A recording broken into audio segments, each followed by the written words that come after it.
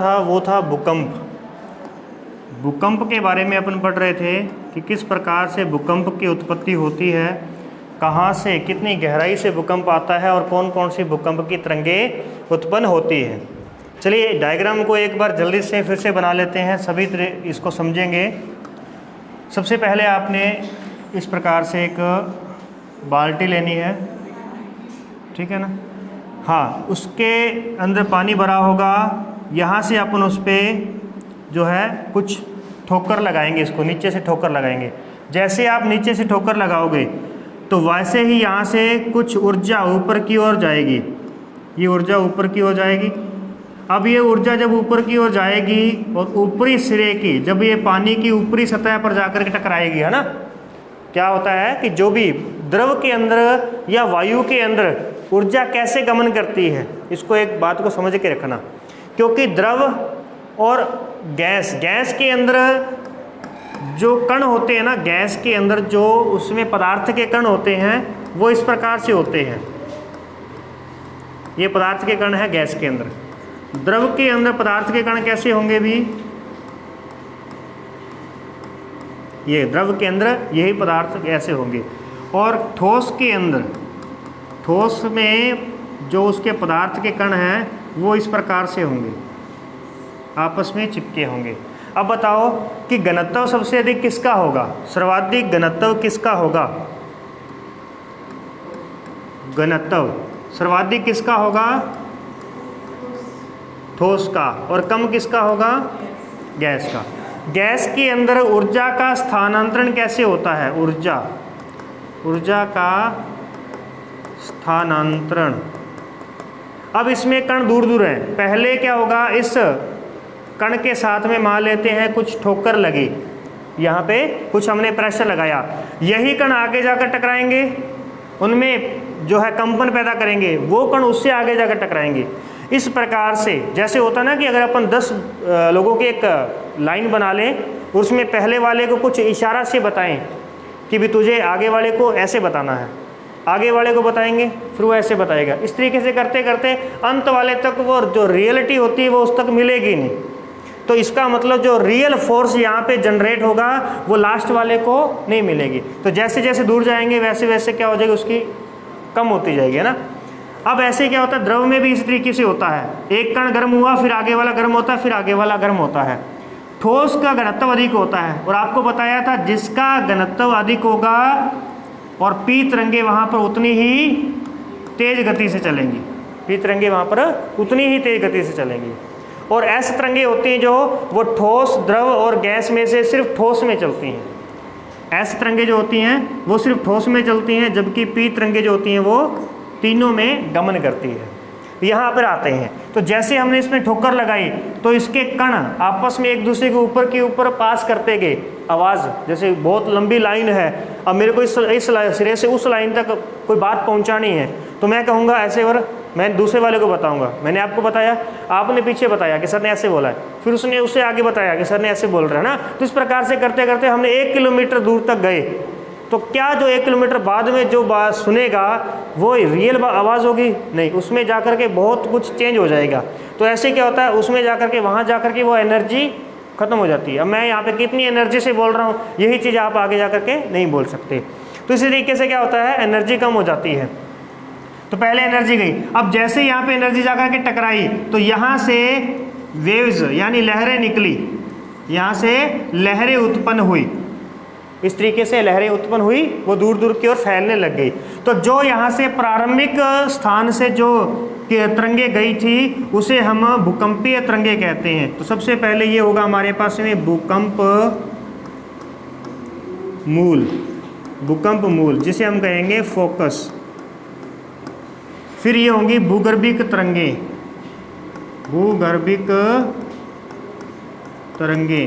कितने प्रकार की होती हैं, कितनी होती है भूगर्भिक तरंगे? 2 होती है, एक प्राइमरी एक सेकेंडरी, पी और एस। तो ये प्राथमिक, ये द्वितीय। तेज, इसकी गति कितनी होगी? 6 से 8, और इसकी गति कितनी होगी? 5 से 6। फिर आप देख पाएंगे कि ये किसके समान चलेगी? ध्वनि। और ये किसके समान चलेगी? प्रकाश तरंगों के समान चलेगी। तो प्रकाश तरंगे। प्रकाश से क्या नाम रखना है? अणु। अणु के बाद में मैं क्या लिखूं? अणु। प्रस्थ किसके लिए? प्रकाश तरंगों के लिए। अणु दैर्ध्य किसके लिए? ध्वनि तरंगों के लिए। ठीक है, इस प्रकार से आई। और ये टकराने के बाद में ये तरंग, ये तो क्या होती है, वापस चली जाती है। पी और एस क्या करती हैं? ये दोनों वापस चली जाती हैं। अब ये जब वापस जाती हैं तो ये किस रूप में जाती हैं? पी जी और एस जी के रूप में वापस जाती हैं, एस जी के रूप में। ठीक है, अब पी जी और एस जी के रूप में आप वापस तो जाती हैं, लेकिन कितनी गहराई तक जाती हैं? 35 किलोमीटर की गहराई तक। इसके बाद ये पी जी और एस जी नहीं जाती, ये 90 किलोमीटर की गहराई तक जो जाती हैं वो कौन सी होती हैं? वो पी स्टार और एस स्टार होती है। वो पी स्टार और एस स्टार होती है, ये एस स्टार होती है। ठीक है, इस प्रकार से हो गया यहाँ पे।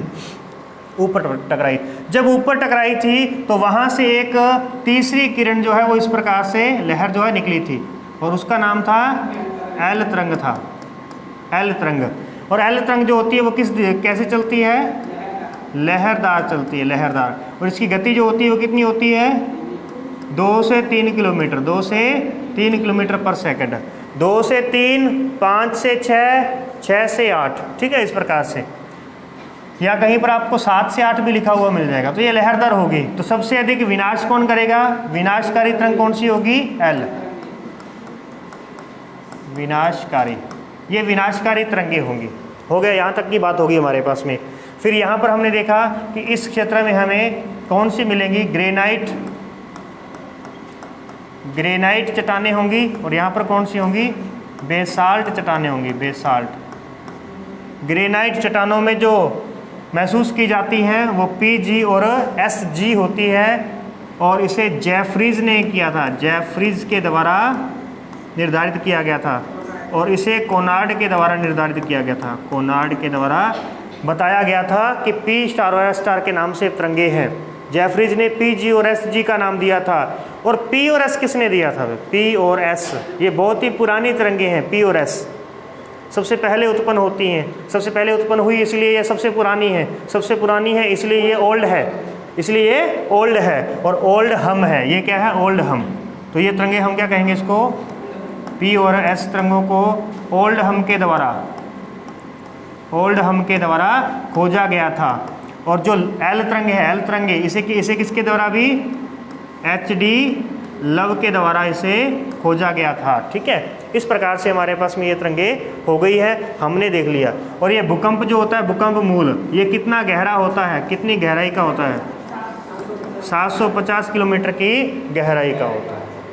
ठीक है, यहाँ तक की बात हुई, हमने डायग्राम को बना लिया इतना। इस प्रकार से आपको डायग्राम बनाना आना चाहिए। ठीक है ना, ये। और बाद में आप इसकी व्याख्या करने में कसर मत छोड़ना कोई भी, कि पी तरंग सबसे पहले निकलती है, वो सबसे पहले टकराती है, उनकी गति सबसे अधिक होती है। इस प्रकार से करते करते ये सारी कहानी आपने लिखनी है। तो देखिए, हम लास्ट टाइम कहाँ पे चल रहे थे, उससे आगे बढ़ते हैं। तो हमने यहाँ पे पी जी और एस जी के बारे में देखा। तो जी, P G S G, Jefferies, G से ग्रेनाइट, जी से क्या बना? ग्रेनाइट। जी से क्या बना? जेफरीज। और जी यानी पी जी और एस जी। ठीक है, फिर बाद में P star, S star, Konrad और बेसाल्ट। बस ये तो बाद में अलग रह जाएगा, जो वो भी होगा। ठीक है, और यहाँ का आप देख पाएंगे तो यहाँ का घनत्व कितना होता है? नीचे वाले का 3.0 से 3.1 होता है। आगे का जो घनत्व होगा हमारे पास में वो कितना आ जाएगा? 3.1 से, ये जो है 3.0 से 3.1, और यहाँ पर 2.7 से 2.9। ठीक है, 2.7 से 2.9, 9 के बाद में कितना आ गया? 30, 19 के बाद में 29, के बाद में क्या आएगा? 30, 30, 31, है ना, इस प्रकार से चलेगा। ये हो गया। तो पी और एस के बारे में देखा। पी स्टार, एस स्टार देखिए हमने 1923 में इसकी खोज हुई थी, ये 1906 के अंदर हुई थी। फिर देखें एल, एल को क्या है? एच डी लव के द्वारा बताया जाता है, और यही सबसे अधिक भूपृष्ठ पर अनुभव की जाती है, इसलिए इसको एल तरंगों को द्रातली तरंग कहा जाता है। अब देखिए, एक तरंग और उत्पन्न हुई है, आर। ये ज़्यादा इंपॉर्टेंट नहीं है, आपको अगर एल तक ही याद रखो इतना ही काफ़ी है, हमें आर की जरूरत नहीं है। फिर भी थोड़ा सा अपन देख लेते हैं कि एल तरंग का पी तरंग की भांति धरातल पर माध्यम में समांतर गति करना आर तरंग कहलाती है। देखो एल तरंग कैसे चलती है? एल तरंग चलती है लहरदार, और अगर एल तरंग ही चलना शुरू हो जाए पी तरंग की तरह, क्योंकि पी तरंग कैसे चलती है, समांतर इस तरीके से, तो इसे हम क्या कहेंगे, आर कहेंगे। तो ये दोनों कौन सी होगी, द्वितलीय तरंगें हो जाए, ठीक है। और इसका निर्धारण रिले के द्वारा किया गया, रिले, तो इसलिए ये आर तरंग इसका नाम दिया गया, ठीक है। अब देखते हैं पी और एस का छाया क्षेत्र देखना है, पी और एस का छाया क्षेत्र। देखो छाया क्षेत्र जो है, पहले मैं आपको दिखा दूं कि कुछ इस प्रकार का हमारा माध्यम रहेगा। सबसे पहले आप देख लो पी तरंगे, फिर उसके बाद में एस तरंगे, फिर उसके बाद में ये रिले होती है और ये लव होती है, आर और एल तरंगे होगी यहाँ पे। ये तो तरंगों के प्रकार हो गए। फिर अपन देखते हैं, तो ये आपको पृथ्वी की आंतरिक सतह इस प्रकार से दिख जाएगी कि ये इनर कोर है, यानी इसको हम कहते हैं केंद्र जो हमारा, ये आउटर कोर है, आउटर कोर, ये मेंटल है और उसके ऊपर सबसे ऊपर भूपर पट्टी है। इसको यूँ समझो आप कि जो हमने यहाँ पे बनाया था ना, जो हम यहाँ पे ये बनाते हैं, उसमें सबसे पहले बनाते हैं उसको कहते हैं भूपर पट्टी, फिर हम बोलते हैं मेंटल, जो प्लास्टिक फॉर्म में है, जो प्लास्टिक फॉर्म में ना वो कौन है, मेंटल। और भूप्रपटी कैसे है, ठोस, ठोस है। और उसके बाद में हम देखते हैं यहाँ पे द्रव आता है और फिर ठोस आता है। तो ये जो द्रव आता है ना, ये बाहरी क्रोड है, क्रोड, और ये कौन सा है, आंतरिक क्रोड, जिसे इनर कोर कहते हैं, कोर, इंग्लिश में इसको कोर लिखा जाएगा, CORE, कोर। तो इस प्रकार से यहाँ पहले तो आप ये चीज़ समझो कि ये तीन चीज़ें हैं, तीन परतें हैं, तीन मोटे तौर पे बांट रहे हैं अपन, भूप्रपटी, मेंटल और क्रोड। क्रोड में बाहरी क्रोड और आंतरिक क्रोड है। ऐसा ही हमें बाहरी मेंटल और आंतरिक मेंटल मिलेगा, ऐसा ही हमें बाहरी ऊपरी भूप्रपटी और आंतरिक भूप्रपटी मिलेगी। तभी हमने आगे चलकर 6 हिस्से किए थे इसके, याद होना चाहिए आपको, 6 हिस्से हमने किए थे कल, याद है ना, यहाँ पे हमने 6 हिस्से किए थे। तो ये ऊपरी है, इसको भूप्रपटी कहेंगे, भूप्रपटी। इसे हम मेंटल कहेंगे, मध्य है, मेंटल कहेंगे। इसे हम क्रोड कहेंगे, क्रोड। क्रोड में देखो 2 हैं, एक बाहरी क्रोड है, एक आंतरिक क्रोड है। यहाँ देखो मेंटल 2 प्रकार का है तो यहाँ प्लास्टिक ही सारा का सारा, लेकिन एक को हम बाहरी यानी कि ऊपरी मेंटल कहेंगे, एक को मध्य मेंटल कहेंगे, निचला मेंटल, ठीक है ना। ये हम आगे चल करके पूरा अच्छे तरीके से बनाएंगे, फिलहाल एक बार आप समझो यहाँ पे, क्योंकि हमें जो छाया चित्र देखना है ना, वो अगर आप समझ जाओगे इसको फिर ही अपन देख पाएंगे। इसलिए पहले समझो, मैं आपको पूरा बना करके बताऊँगा कैसे होता है ये वाला। और ऐसे ही ठोस के भी 2 हिस्से हैं ऊपर, ये ठोस के 2 हिस्से थे हमारे, ठीक है ना, ये अलग अलग हो गए। तो अब देखो इस प्रकार से इसके 6 हिस्से बनेंगे। तो 6 में से फिलहाल आपको 3 याद रखने हैं, और 3 में से भी अपन 4 याद रखेंगे कि नीचे वाले के तो 2 हिस्से करेंगे हम, इनर कोर और आउटर कोर अलग अलग करेंगे, परंतु ऊपर वालों को हम एक ही रखेंगे, क्योंकि हमें पता है कि भूप्रपटी ठोस है, मेंटल प्लास्टिक है। अब ये 2 प्रकार का है, इसलिए हम इसको 4 भागों में बांट करके फिलहाल हम पढ़ने वाले हैं, 4 भागों में बांट करके, ठीक है। क्या क्या बांटेंगे, भूप्रपटी, मेंटल, बाहरी क्रोड, आंतरिक क्रोड, ठीक है। पहले आप देख लो कि इस प्रकार से हमारी पृथ्वी का जो है सरफेस होता है। तो अब मैं यहाँ पे आपको इसका छायाचित्र बनाना बताता हूँ कि छायाचित्र कैसे बनता है। ये वाला जो छायाचित्र है ना, ये वाला, ये बनाना बताता हूँ कैसे बनाएंगे अपन। तो देखिए ज़रा, सबसे पहले आप यहाँ पे एक बाहरी हम भूप्रपटी बनाते हैं, ये भूप्रपटी हो गई, ठीक है, साथ साथ में बनाते ही रहना, ठीक है। फिर इसके बाद में ये हो गया हमारे पास में मेंटल,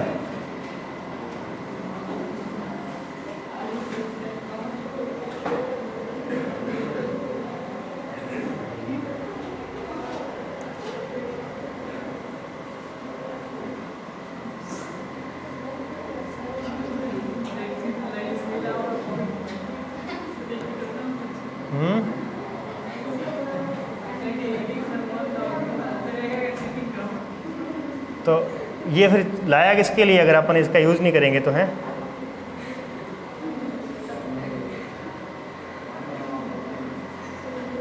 तो क्या क्या बनाना था, 1 2 3 और एक और बनाना अपने को। बनाओ ये इतना गोल बनाना है जैसे मैंने बनाया, ठीक है। चलिए ओके वापस आ जाए भी। तो सबसे पहले आपने देख लिया कि ये हमारे पास में ऊपर की जो है भूपर पट्टी है, ठीक है, जहाँ पर हम रहते हैं, और ये सारी ऐसे ही है पूरी, नीचे की ओर भी है, बताया था ना आपको। पृथ्वी जो है हमारी इस प्रकार से नीचे की, हमने क्या किया, उस पूरी गोल पृथ्वी का हमने एक हिस्सा काट दिया, आगे का हिस्सा काट दिया, जो बाहर की ओर आना था ना, यहाँ से बाहर आना था, वो हमने काट के अलग कर दिया, तो हमें अंदर का हिस्सा दिख रहा है, ऊपर का हिस्सा दिख रहा है। अब भूकंप जो है पैदा होगा वो कहाँ से पैदा होगा, अभी इस क्षेत्र से 750 किलोमीटर की गहराई से भूकंप की उत्पत्ति होती है। इस 750 किलोमीटर की गहराई से जब भूकंप की उत्पत्ति होती है तो यहाँ से न्यूनतम दूरी पर क्या मिलेगा, अधिकेंद्र। जो सबसे न्यूनतम दूरी होती है वहाँ अधिकेंद्र होता है। अब यहाँ से ये किरणें हर ओर जाएंगी, हर तरफ जाएंगी, ठीक है, इस तरीके से किरणें सब तरफ जाएंगी, ठीक है। अब यहाँ से किरणें जा कौन कौन सी रही हैं, कौन कौन सी जा रही हैं यहाँ से, भूकंप मूल से कौन सी किरणें पैदा होती हैं, P और S दो ही होती हैं, यहाँ से P और S, जो भूगर्भ के अंदर रहेंगी वो P और S है। अब ये P और S तरंगे जो हैं इस तरफ भी प्रघात करेंगी, यहाँ पर भी प्रघात करेंगी, इस प्रकार से भी करेंगी। तो ऐसे ही दूसरी तरफ भी हमें देखना है कि क्या ये तरंगे दूसरी तरफ भी प्रघात करती हैं। तो इसके लिए देखिए जरा, यहाँ पे मैं अलग से लेता हूँ, जो P तरंग है, अब P तरंग पहले ये वाला जो क्षेत्र है हमारा, ये प्लास्टिक है, ये वाला जो क्षेत्र है ये कैसा है, द्रव, और ये कैसा है, ठोस, और ये भी कैसा है, ठोस। अब आपको पता है कि भी ऐसे तरंगे द्रव में गमन नहीं करती। अब जब ऐसे तरंगे द्रव में गमन नहीं करती तो फिर ऐसे तरंगों का जो तरंगे हैं वो कैसे दिखेंगी अपने को, तो वो तरंगे ऐसे दिखेंगी, यहाँ जाएगी, ठीक है, इस प्रकार से ये तरंगे यहाँ पर जाएंगी ऐसे, क्योंकि ये द्रव में तो जा नहीं सकती ना, द्रव में तो ये जा नहीं सकती। तो इस प्रकार से बनाया, पहले देखना जरा बनाया कैसे है, देख लो जरा एक बार। तो ये हमारे पास में कौन सी होगी, एस तरंगे होगी, ठीक है, ये एस तरंगे हैं। अब एस तरंगों का जो कोण बनता है ना, ये जो गई है ये कितने डिग्री पर गई है, तो ये आपने ध्यान रखना है 103 डिग्री से 143 डिग्री तक, 103 से 143 डिग्री तक। देखो अगर इसके बिल्कुल ऑपोजिट जाता तो 180 डिग्री बनता, कितना बनता, 180 डिग्री। इसके बिल्कुल विपरीत कितना बनता है, 180 डिग्री। हमने इस तरफ मुंह किया है, अगर मैं बिल्कुल ऑपोजिट मुंह करूंगा तो 180 डिग्री मेरा एंगल बन जाएगा कि मैंने 180 डिग्री घूम गया, और पूरा घूम जाते हैं तो वो 360 होता है।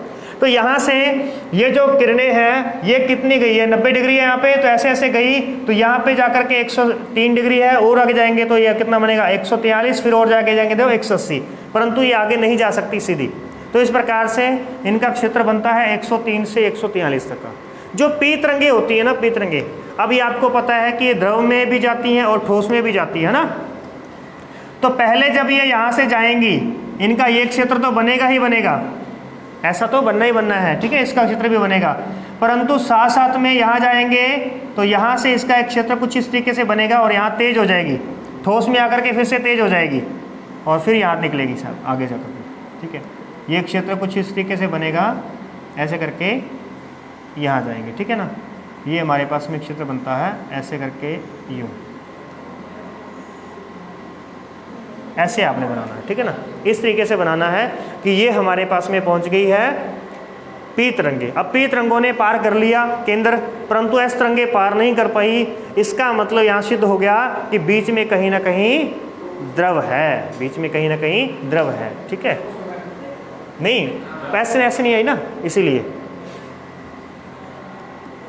तो पी तरंगों का जो छाया चित्र होता है, जो छाया क्षेत्र होता है, वो 143 से 143 का बनता है। 143 भी आ जाता है कई बार और 145 भी आ जाता है, ध्यान रखना,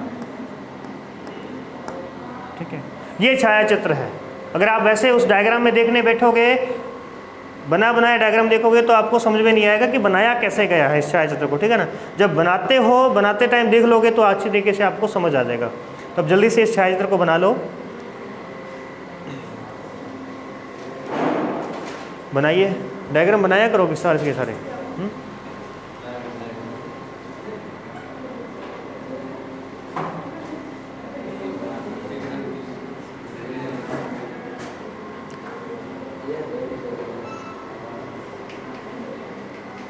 जो आपके टेस्ट होंगे ना उसमें भी मैं आपको सीधा सिर्फ डायग्राम बनाने के लिए ही दूंगा, वहाँ पे थ्योरी लिखने के लिए नहीं कहा जाएगा। आपके जो टेस्ट होते रहेंगे क्लास टेस्ट, उसमें आपको डायग्राम बनाने ज़्यादा से ज़्यादा जितने हो सकेंगे, और जितने मैं ज़्यादा कोशिश करता हूँ कि हर चीज़ को डायग्राम के थ्रू ही आपको बताऊँ, ताकि आप अच्छे तरीके से उसको देखो। क्या होता है कि हमारा जो दिमाग होता है ना, ये इमेज में सोचता है। हमारा दिमाग कभी भी थ्योरी में नहीं सोचता। जब भी आप किसी चीज़ को याद करोगे, अगर मैंने आपको कह दिया ना कि भी गुलाब, तो गुलाब बोलते ही आपके दिमाग में क्या आएगा? गुलाब का फूल आएगा, गुलाब के फूल का चित्र आएगा आपके सामने। तो ये इस चित्र क्यों आता है? क्योंकि हमारी जो मेमोरी होती है, हमारा जो दिमाग होता है ना, ये डायरेक्ट पिक्चर्स को ही नोट करता है। जैसे आपने अगर बाहुबली KGF देखी है तो आपको आज तक उसके सीन याद होंगे कि पहले क्या हुआ था, उसके बाद क्या हुआ, उसके बाद क्या हुआ, पूरा याद है आपको। लेकिन यही अगर आपने सुबह ही किताब का एक पेज पढ़ करके आए हो तो आपको ऊपर से लेकर नीचे तक पूरा नहीं पता। कारण यही है कि हमारा दिमाग थ्योरी में नहीं सोचता। हमारा दिमाग हमेशा जो भी सोचेगा वो किस में सोचता है? पिक्चर के अंदर सोचता है, इमेज बनाता है। इसलिए आपके अंदर जितनी भी इमेजेस बनती है ना, वो सारी की सारी आप रिकॉर्ड देखो। जितनी भी अपन वीडियो रिकॉर्ड करते हैं, तो वीडियो के अंदर क्या होता है? वीडियो में क्या हो रहा है? वीडियो में इमेज रिकॉर्ड हो रही है। हर एक समय ना, हर एक सेकंड इमेज कैप्चर हो रही है। अपन तो क्या करते हैं, फ़ोटो खींचते समय एक बार फ़ोटो खींचते हैं ना, लेकिन वीडियो में क्या होता है? हर एक सेकंड फ़ोटो खींची जा रही है, अपनी फ़ोटो खींची जा रही है। फ़ोटो को जोड़ जोड़ करके ही वीडियो बनती है। कोई ऐसे वीडियो नहीं होती ऐसे कि चलते चलते कोई वीडियो बन रही है, नहीं, फ़ोटोएँ हैं। इन सभी फ़ोटोओं को जब आप जोड़ दोगे तो वो एक इमेज बन जाएगी, और इसका वो एक वीडियो बन जाएगी। ऐसा इसका एक एग्जाम्पल आपने देखना हो ना, तो यूट्यूब पे जा करके सर्च करना कि एक ना वो क्या होता है, एक पेज के ऊपर ड्राइंग करता है कोई, तो ड्राइंग करता करता उसको जब ऐसे घुमाता है तो वो पूरा फुटबॉल खेलने लग जाता है। ऐसे जब उसको खोला जाता है ना कॉपी को, आप कॉपी पे हर पेज पे अलग अलग ड्राइंग बनाओ, और जब उसको आप फटाफट निकालोगे ना तो उसमें वो आकृति चलती हुई दिखाई देगी। तो ऐसा क्यों दिखाई देता है? वो इसलिए क्योंकि वो सारी फ़ोटो है, इमेज है, इमेज को जोड़ करके ही वीडियो बनाई गई है। तो इसीलिए जो भी आपके दिमाग में अभी रिकॉर्ड हो रहा है ना, ये सारा कुछ, ये भी आप वीडियो बना रहे हो, लेकिन ये वीडियो, हर वीडियो बन रही है ना, वो एक इमेज के रूप में बन रही है। आप हर जगह पे फ़ोटो खींच रहे हो, लेकिन जब आपको बाद में जा करके कुछ याद करना होता ना, तो उस समय आपको धुंधली धुंधली कुछ मोटी मोटे रूप में इमेज दिखाई देती है, बाकी सब वीडियो आपकी ब्लर हो जाती है। वो ऐसा इसलिए होता है क्योंकि हमने जहाँ पर फोकस किया होता है वो क्लियर आती है, जहाँ पे फोकस नहीं करते वो कैसी आती है? ब्लर आती है। आपने देखा होगा फ़ोटो खींचते समय, अगर आप एकदम से फ़ोटो खींच लो, देखा फ़ोटो खींच ली, अब वो कैसी ब्लर आई, और अगर आपने वही उसको थोड़ा सा गौर से देखा तो वही आपके अंदर वो परफेक्ट इमेज बन जाएगी। इसीलिए जब भी यहाँ पे देखो, थोड़ा सा गौर से देख लो डायग्राम बन कैसे रहा है, इमेज हो जाएगी फिक्स, और कभी भी आपके दिमाग से नहीं निकलेगी। बात समझिए? चलिए आगे बढ़ते हैं। तो यहाँ पर देखिए, अब अगर इस प्रकार का सरफेस देख रहे हो आप, तो यहाँ देखिए जरा, यहाँ पे हमारे पास में क्या हो जाएगा, ये जो है पी तरंगे हैं, इस प्रकार से निकल रही हैं बाहर। ये पी तरंगे हैं, यहाँ तेज हो रही हैं, फिर यहाँ से निकल जाती हैं इस प्रकार से, ये इस प्रकार से निकल जाएंगे यहाँ पे। और एस तरंगे सिर्फ यही जा रही हैं, एस तरंगे सिर्फ इसी क्षेत्र में ही जा पा रही हैं। तो इसका ऐसा कारण क्या है, तो देख लेते हैं इसके कारण को। तो चलिए देखें, पी और एस तरंगों का भूकंपीय छाया क्षेत्र किसने दर्शाया? ओल्डहम के द्वारा दर्शाया गया 1908 के अंदर। भूकंपीय तरंगे भूकंप मूल से गति करते हुए भूगर्भ में वक्राकार मार्ग अपनाती हैं। भूगर्भ की ओर वक्राकार, वक्राकार मतलब कि उसने चारों ओर जाना ही जाना है, हर तरफ जाएगी, वक्राकार रूप में जाएगी। अतः माध्यम का घनत्व बढ़ने या कम होने पर भूकंपीय तरंगों का वेग वक्र के रूप में बनता है। अब अगर एकदम से मार्ग बढ़ गया तो वो सीधी चली जाएगी, और अगर मार्ग में लिक्विड फॉर्म आ गई तो उसका मार्ग जो है वक्र के रूप में बन जाएगा। पदार्थ अलग अलग होते हैं, इसीलिए अलग अलग होता है। जैसे कि आपने देखा कि आप सड़क खाली है तो आप पूरे तेज जाओगे, बिल्कुल सीधी लाइन में जाओगे, परंतु वही अगर सड़क पे कभी कहीं कुछ पड़ा है, कहीं कुछ पड़ा है, तो आप कैसे कैसे जाओगे? वक्राकार जाओगे। तो यही वक्राकार इस तरीके से चलती हैं, क्योंकि हमारे धरातल के अंदर पदार्थ एक जैसा तो है नहीं, अलग अलग पदार्थ है, इसलिए वक्राकार चलती हैं। पी तरंग केंद्र से दोनों ओर 103 से लेकर 143 या 105 से लेकर 145 का कोण बनाते हुए प्रति देशांतर पर प्रकट होती है। प्रति मतलब उसके विपरीत देशांतर पर प्रकट होती है। और पी तरंगों की गति भूगर्भ में लगातार क्या होती जाती है? बढ़ती जाती है। इसका मतलब है कि घनत्व लगातार बढ़ता जा रहा है, क्योंकि पी तरंगों का स्वभाव क्या है? जितना घनत्व बढ़ाओगे उसकी गति उतनी बढ़ेगी। तो इनकी गति बढ़ने का कारण है कि अंदर घनत्व अधिक है। इसलिए हमारा घनत्व तो क्या कह रहा था, जिस हम पढ़ रहे थे कि घनत्व के कारण ठोस हो रहा था पदार्थ, उस बात को सिद्ध कर दिया किसने? पी तरंगों ने। लेकिन तापमान के कारण क्या बन रहा था? द्रव बन रहा था। दबाव के कारण क्या बन रहा था? फिर से ठोस बन रहा था। उन चीज़ों को सिद्ध कर दिया किसने? भूकंपीय तरंगों ने। जो पी और एस हमने देख रहे हैं उन सब ने सिद्ध कर दिया यहाँ पे। अब देखिए इनकी सर्वाधिक गति कहाँ पर होती है? 5150 से लेकर केंद्र तक इनकी गति सबसे अधिक तेज होती है। कारण इस एरिया में ठोस है, अतः स्पष्ट है कि अंतरतम दृढ़ ठोस अवस्था में पाया जाता है। अंतरतम यानी कि आंतरिक क्रोड़। आंतरिक क्रोड़ कैसा है? ठोस अवस्था में है। एस तरंगे भूकंप मूल से भूगर्भ की ओर लगातार गति करती हैं, 2900 किलोमीटर की गहराई तक पहुंचती है, किंतु उसके बाद 103 से 103, अच्छा ये नोट कर लेना ना, इसका एस तरंगों का जो कोण है वो 103 से 103 बनेगा, परंतु पी तरंगों का 103 से 143 बनेगा। ठीक है, शायद आपने उल्टा लिख लिया इसको। तो कोण बनाते हुए प्रकट होती है, अतः स्पष्ट है कि 2900 से 5150 किलोमीटर तक द्रव अवस्था पाई जाती है। यहाँ पर क्या होगी? द्रव अवस्था। तो ये पूरी बातें आपकी सिद्ध हो गई है। यहाँ पर देख लीजिए, दोबारा से बता देता हूँ यहाँ पे कि देखो क्या होता है। ऐसे तरंगे 103 से 103 का कोण बनाती हैं। यहाँ पे नहीं आना था 103 ने, इसने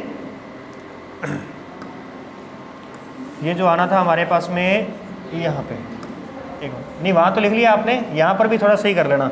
यहाँ पे इस तरीके से सही करोगे कि ये 103 है और ये 143 है।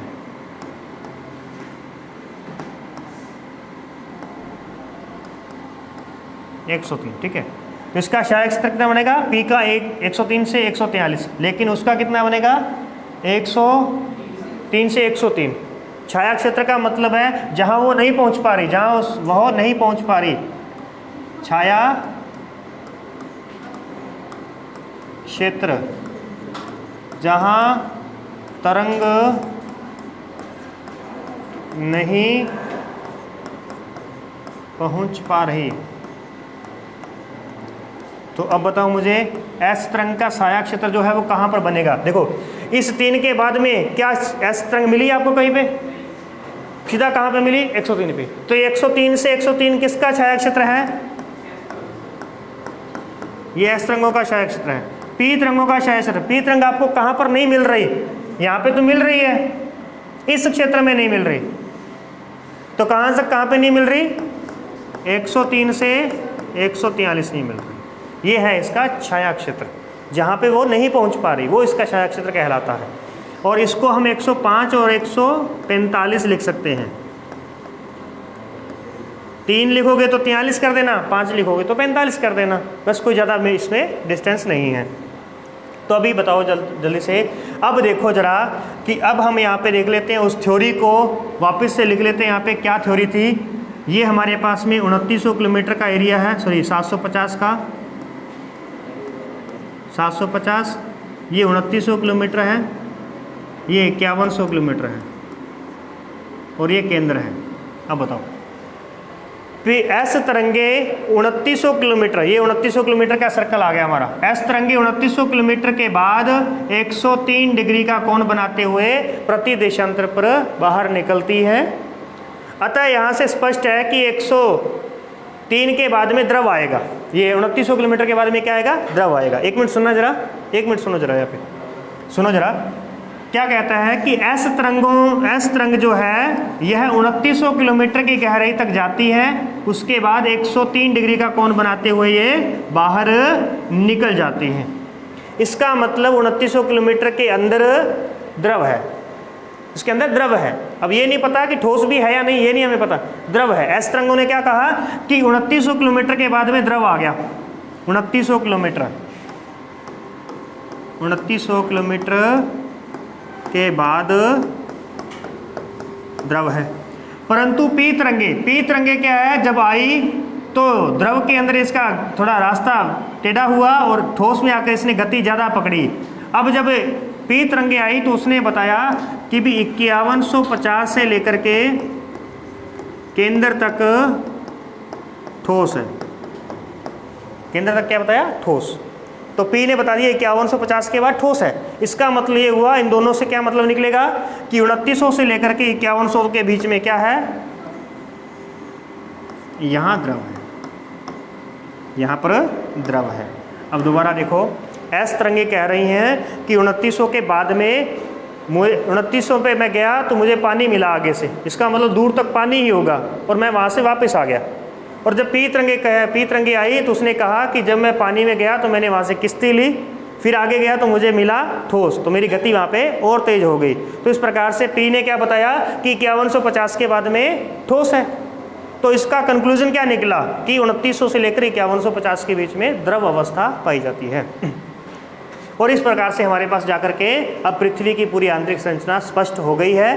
तो अब हम उसे देख लेते हैं आगे। चलिए जरा, कहाँ तक पहुँच गए?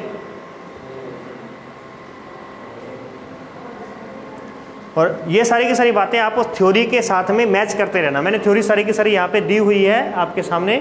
अपन थ्योरी को भी समझते जा रहे हैं और साथ में डायग्राम भी बनाते जा रहे हैं। डायग्राम बनाने के बाद में इसकी थ्योरी क्या लिखोगे? इसकी थ्योरी वही है जो भी मैंने आपको दिखाई थी वहाँ पे, वो थ्योरी है सारी की सारी। ठीक है, चले ठीक है, कुछ चीज़ें आप बाद में नोट कर लेना मेरे। अब देखिए जरा आगे, अब आता है हमारे पास में पृथ्वी की वापस से पुनः हम कहाँ पहुँच रहे हैं? आंतरिक संरचना पे आ गए हैं। पुनः हम पृथ्वी की आंतरिक संरचना पे लौट आए हैं। किसके बाद में? भूकंप के बाद में। क्योंकि हमने शुरू किया था पृथ्वी की आंतरिक संरचना, उसके स्रोत थे दो। कौन कौन से?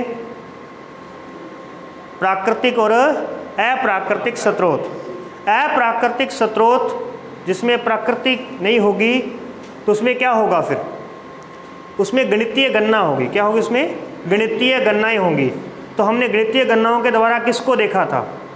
घनत्व देखा, तापमान देखा, दबाव देखा और कांतिक तापमान देखा। फिर हमने प्राकृतिक स्रोतों की बात शुरू की, जिसमें हमने सबसे पहले उल्का पिंड देखा, जिसने कहा था कि इसका केंद्र ठोस है। तो हमें वहीं से पता चल गया था कि केंद्र ठोस है इसका। फिर उसके बाद में ज्वालामुखी आया, परंतु ज्वालामुखी और भूकंप ये 750 किलोमीटर की गहराई से ही निकलते हैं, यानी ये हमें ज़्यादा अंदर का अध्ययन नहीं देंगे। परंतु ज्वालामुखी से ज़्यादा भूकंप हमें अंदर का अध्ययन करवाता है। कारण, क्योंकि भूकंप के समय सिर्फ तरंगें उत्पन्न होती हैं और ज्वालामुखी के समय भूगर्भिक ऊर्जा बाहर निकलती है। तो वो तो सिर्फ ऊपर की ओर ही निकलेगी, परंतु तरंगें नीचे की ओर भी जाएंगी। और जब तरंगें नीचे की ओर आई तो हमने उसका छाया चित्र बनाया, जिसमें एस ने कहा कि वह 2900 किलोमीटर तक गई तो आगे उसे द्रव मिला, और पी ने कहा कि 5150 के बाद में फिर से ठोस मिला। तो ये हो गया हमारे पास में इसका छाया चित्र, और हमें पता चल गया कि पृथ्वी की आंतरिक संरचना कुछ इस प्रकार की है। अब हम रासायनिक तौर पर देख लेते हैं पृथ्वी की संरचना कैसी है। तो रासायनिक तौर पर स्वेस के अनुसार वर्गीकरण किया गया। स्वेस विद्वान है, उसने बताया कि भी पृथ्वी की जो परत है वो सियाल, सीमा और नीफे है। पृथ्वी की 3 परतें हैं, जिसको हम भूपरपट्टी, मेंटल और क्रोड कहते हैं। उसको इसने क्या कहा? सियाल, सीमा, नीफे। सियाल ऐसे लिखा जाएगा, sial, sial silica plus aluminium, silica plus aluminium. Sima SiMa, मतलब क्या बना? सिलिका प्लस मैग्नीशियम, यानी कि यहाँ पे कौन से तत्व पाए जाते हैं? सिलिका प्लस मैग्नीशियम पाया जाता है। निकल, निकल का मतलब है नीफे, नीफे का मतलब है नीफे, निकल, फेरम, और फेरम निकल हो गया लोहा हमारे पास में। ठीक है, तो ये हमारे पास में इसका मतलब बहुत ही ठोस मजबूत पदार्थ है नीचे वाला। तो ये स्वेस के अनुसार वर्गीकरण है, 3 प्रकार का वर्गीकरण है स्वेस का। और ये रासायनिक तौर पर है, रासायनिक क्योंकि इसमें रासायनिक बातें आ गई, एल्यूमिनियम, सिलिका, ठीक है, मैग्नीशियम, ये सब क्या है? रसायन है। तो ये रसायन विज्ञान में ये सब चीज़ें पढ़ी जाती हैं। तो ये रासायनिक तौर पर उसने 3 वर्गीकरण किए हैं। और अगर हम देखें कि इसने सियाल किसको बोला, तो भूपरपट्टी को। सियाल किसको बोला इसने? भूपरपट्टी को। सीमा किसको बोला? मेंटल को। मेंटल को सीमा बोल रहा है, हिंदी में उसे प्रावार कहते हैं, प्रावार। और निफे किसे कह रहा है? कोर को, कोर जिसे करोड़ कहते हैं, भूकरोड़ या करोड़ कहा जाता है। ये तीन हमारे पास में परतें आ गई। फिर यांत्रिक आधार पर आंतरिक संरचना को बता रहा है डेली, डेली के अनुसार बताया गया यांत्रिक आधार पर, और स्वेस के अनुसार बताया गया रसायन के आधार पर। तो अब देखिए इसने आगे चल करके चार परतें बताई। लिथोस्फीयर जिसे कहते हैं स्थल मंडल, स्थल मंडल। एस्थेनोस्फीयर, एस्थेनोस्फीयर ये आ गया हमारे पास में दुर्बलता मंडल, दुर्बलता मंडल जिसे हमने प्लास्टिक फॉर्म में बताया था। जो प्लास्टिक फॉर्म थी ना वो दुर्बलता मंडल है, ठीक है, दुर्लभ मतलब की दुर्बलता। मेसोस्फीयर मध्य मंडल, मध्य मंडल। और बेरिस्फीयर आंतरिक मंडल, आंतरिक मंडल। तो डेली के अनुसार पृथ्वी की कितनी परतें बताई? 4। स्वेस ने कितनी बताई? 3। स्वेस ने बताई रसायन के आधार पर और डेली ने बताई यांत्रिक क्रिया के आधार पर। और फिर जो रसायन आएगा ये ज़्यादा इंपॉर्टेंट है, क्योंकि ये आपका प्रश्न आ सकता है कि स्वेस का वर्गीकरण बताइए। तो इसमें आप सियाल, सीमा, नीफे, सियाल, सीमा, नीफे का नाम याद रखेंगे। सियाल को लिखते हैं सियाल, ऐसे लिखा जाता है, SIAL, क्या बन गया? सियाल। SIMA क्या बन गया? सीमा। NIFE क्या बन गया? नीफे। और ऐसा अगर आपने बना लिया कि भी सियाल कैसे लिखा जाता है, तो फिर ऑटोमेटिक आप इसके टुकड़े कर सकते हो। Silica plus aluminium, silica plus magnesium, nickel plus ferrum, तो ऑटोमेटिक आप इसके टुकड़े बता सकते हो। इतनी बात आप बता दोगे तो ये इसका वर्गीकरण कहलाएगा। चलिए अब हमें इन सभी का कंक्लूजन इकट्ठा करके और एक हमें क्षेत्र बताना है, एक हमें पूरा का पूरा भूगर्भ के बारे में बताना है। तो चलिए अब हम वहाँ चलते हैं। हो गया यहाँ से? ये अब यहाँ पे ये ज़्यादा इम्पोर्टेंट है हमारे लिए भी। ये है इसकी मुख्य वर्गीकरण, आंतरिक संरचनाओं का मुख्य वर्गीकरण है यहाँ पे। तो मैं आपको पहले ये बताता हूँ कि इसको अपने बनाना कैसे है ना, साथ साथ में बनाते रहना भी। चलिए सबसे पहले देखेंगे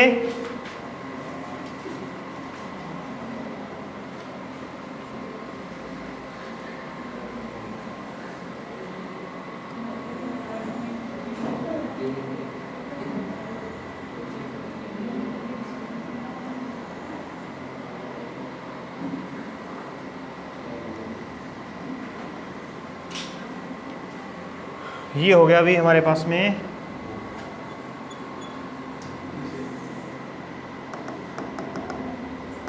ऊपर का स्थल मंडल, ठीक है, जिस पर स्थल और जल दोनों उपस्थित हैं। गहराई की बात करें तो 35 किलोमीटर, फिर गहराई की बात करें तो 90 किलोमीटर, फिर बात करें तो 750 किलोमीटर, फिर बात करें तो 2900 किलोमीटर, फिर 5150 और फिर आ जाएगा 6350।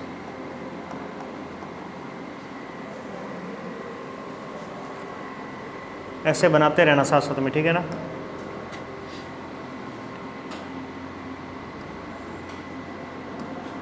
ये है भूपर्पटी,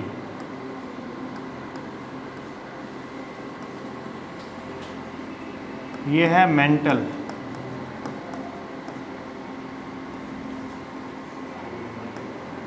ये है करोड़,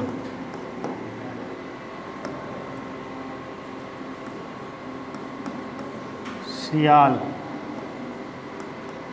सीमा, नीफे। सियाल, सीमा, नीफे, यहाँ तक की बात हो गई। चलिए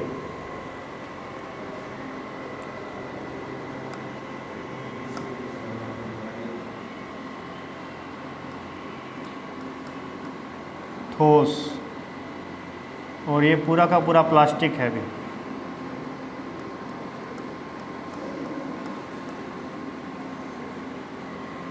प्लास्टिक, ये पूरा मेंटल पूरा का पूरा प्लास्टिक है, यानी 90 से लेकर के 2900 किलोमीटर तक।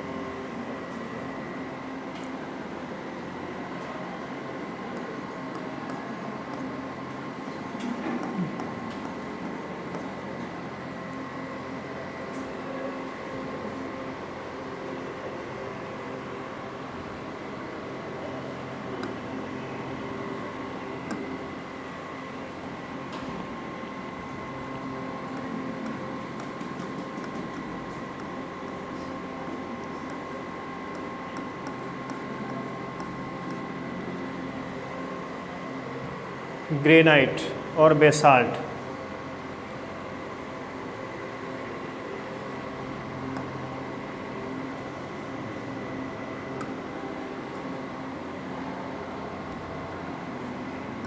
टू 2.7 से 2.9, 3.0 से 3.1, 4.5 से 5.5,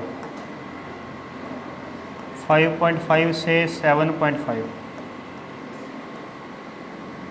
8 से 11, 11 से 13। ये क्या हो गया इसका घनत्व। ठीक है, ठीक है, इस प्रकार से आ गया ना सामने सभी के। ओके, इसके बाद में देखिए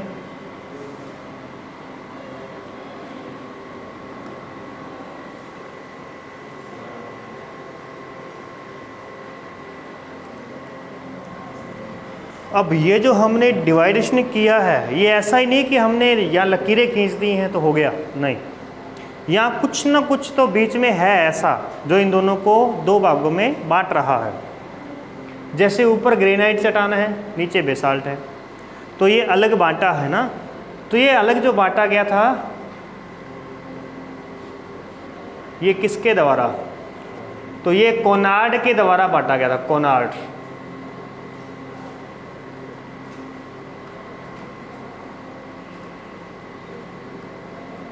कोनार्ड द्वारा।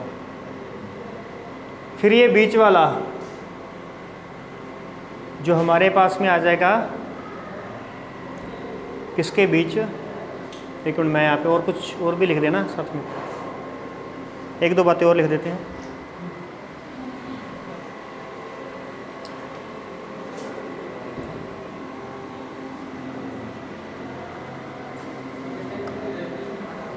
कैसे?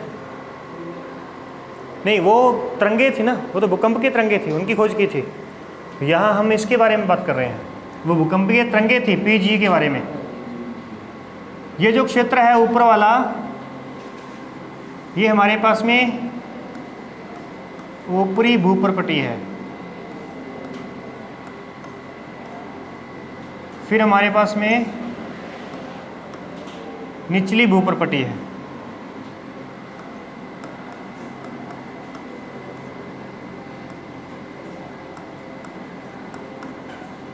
फिर ये हमारे पास में है बाहरी मेंटल,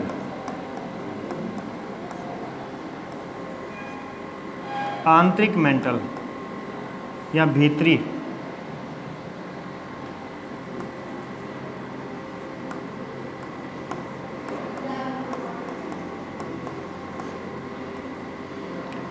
फिर ये आ गया हमारे पास में ऊपरी या बाहरी करोड़, और ये हो गया आंतरिक करोड़, जिसे हम अंतरतम बोलते हैं, अंतरतम। ठीक है,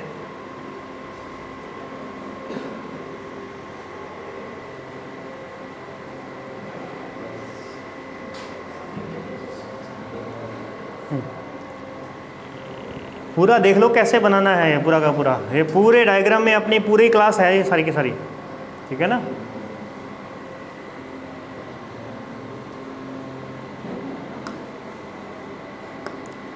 कोनार्ड्स। अब देखो इसके बाद में यहाँ पर आएगा मोहो।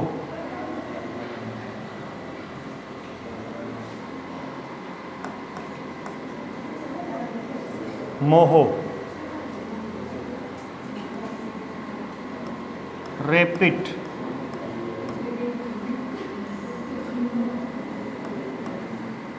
Gutenberg,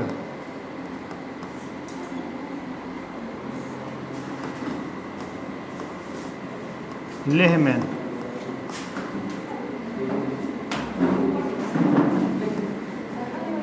Lehman. इतनी लेट कैसे?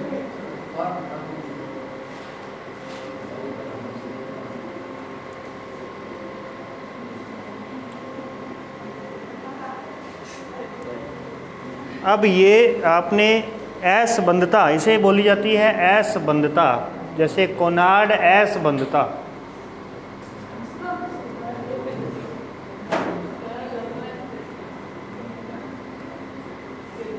असंबद्धता, ये असंबद्धता प्रत्येक दो परतों के बीच में पाई जाती है। तो इनका नाम क्या है?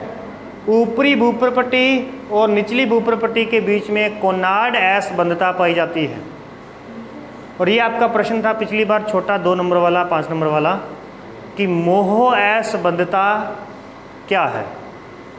ठीक है, मोह असंबद्धता क्या है, या मोह विसुवियस, मोहोविच, मेसोवियस, ऐसे कुछ करके लिखा होगा, लेकिन मोह शब्द आएगा। ठीक है, तो मोह असंबद्धता किसके बीच में है?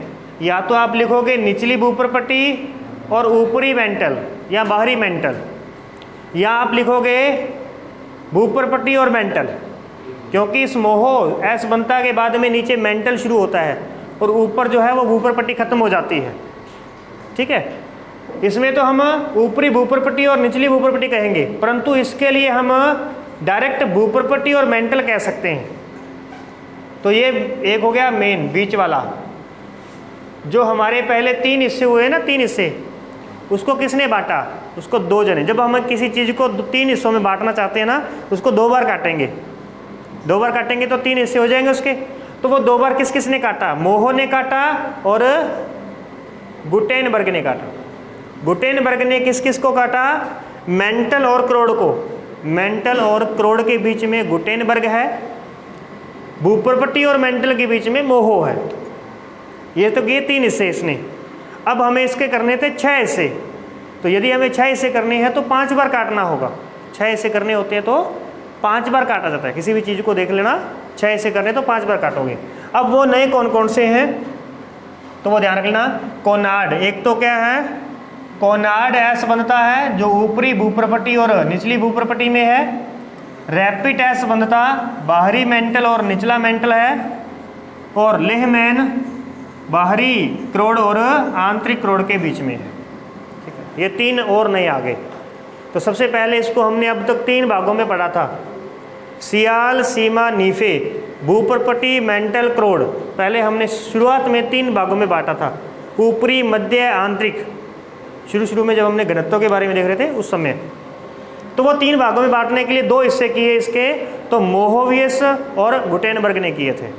और अभी हमने इसके टोटल 5 हिस्से कर दिए हैं। अंत में जो भी कंक्लूजन निकाला, सारा कुछ बता दिया कि ये ऊपर वाले दोनों ठोस हैं, ये दोनों के दोनों प्लास्टिक हैं, ये द्रव है और ये ठोस है।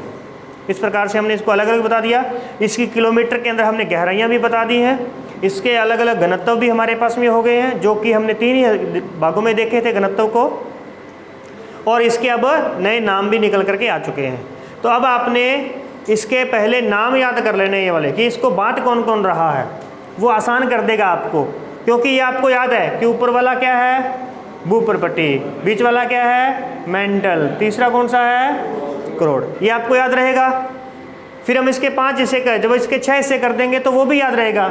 ऊपरी भूप्रपट्टी, निचला भूप्रपट्टी, ऊपरी मेंटल, निचला मेंटल, ऊपरी क्रोड, निचला क्रोड। इस तरीके से निचला क्रोड लिखो, आंतरिक क्रोड लिखो। ठीक है, वो इस प्रकार से होता है।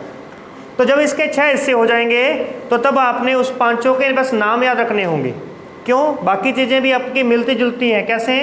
2.7 से लेकर के 2.9, इसको हम देखेंगे यहाँ पे, क्योंकि जब हम भू संतुलन के बारे में पढ़ेंगे ना, तब वहाँ हम देखेंगे। या मैं आपको यहाँ पे बता ही देता हूँ कि जो हमारे पास में पर्वत होते हैं, पर्वतों का घनत्व 2.7 होता है।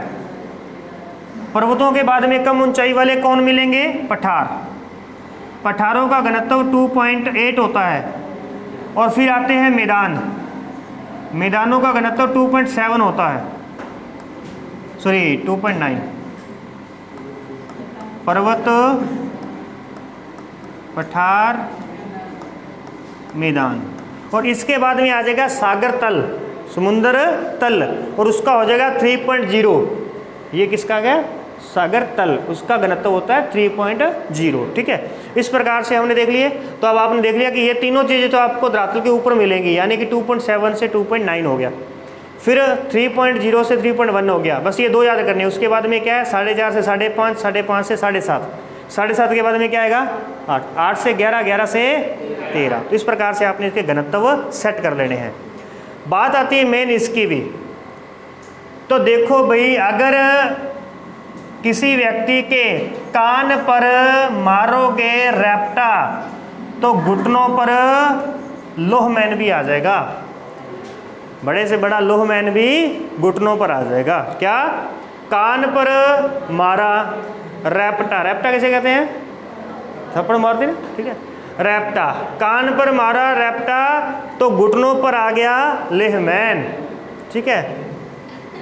याद हो गया ना? बताओ जल्दी से, बताओ क्या था सबसे पहले? कान पर कोनार्ड, मारा मोहो, रैप्टा यानी कि रैपेट, और वो घुटन पर घुटनों पर आ गया गुटेनबर्ग, कौन? लेहमैन। तो ये 5 थे। अब आपको 5 याद हो गए ना। अब कल आप मंडे को इन 5 के आधार पर उसके 6 हिस्से करोगे। 3 नाम है उसके, 6 नाम भी हम बना सकते हैं इसके, और फिर रह जाएगा मेन पॉइंट आपका उसका घनत्व। तो वो उसके घनत्व जो हैं वो बनाने हैं अपने को, ठीक है। लास्ट में देख लेते हैं कुछ बचा क्या। तो ठीक है, ये अपने पास में वो पूरा का पूरा इसको मैंने थ्योरी में कन्वर्ट कर दिया है। जो भी चीज़ें हैं सारी की सारी देखो कि भूप्रपट्टी कितनी होती है 90 किलोमीटर तक। ऊपरी क्रस्ट, इसके 2 हिस्से हैं, ऊपरी क्रस्ट और निचला। तो ऊपरी क्रस्ट में हो जाएगा, ये दोनों हो गए, जिसमें अपने को ग्रेनाइट और बेसाल्ट देखेंगे। फिर आप देखोगे मेंटल, तो मेंटल जो होता है 90 से 2900 तक होता है। और ये जो क्षेत्र होता है यहाँ पे यहाँ दिया होगा ना कि वो जो आपका दुर्बलता मंडल होता है, ये आ गया। तो ये कितना है 750 तक, और ये कितना है 2900 तक हो गया। निचला मेंटल हो गया, इसके घनत्व भी दिए हुए अलग अलग है। आंतरिक क्रोड की बात करें तो 2900 से लेकर के केंद्र तक हो गया। और इसमें अगर हम बात करें तो बाहर वाला 8 से 11, 2900 से लेकर 5150, और ये किस रूप में मिलेगा आपको? और आंतरिक कोण जो है वो 5150 से 6350, 11 से 13, और किस अवस्था में मिलेगा? ये पूरी थ्योरी आ गई, ठीक है। थ्योरी अच्छे से आराम से साथ में देख लेना, और ये आगे नहीं जा रहा मतलब ख़त्म हो गया, ठीक है। तो ये आपका टॉपिक यहाँ पे समाप्त होता है। तो आज के लिए इतना ही।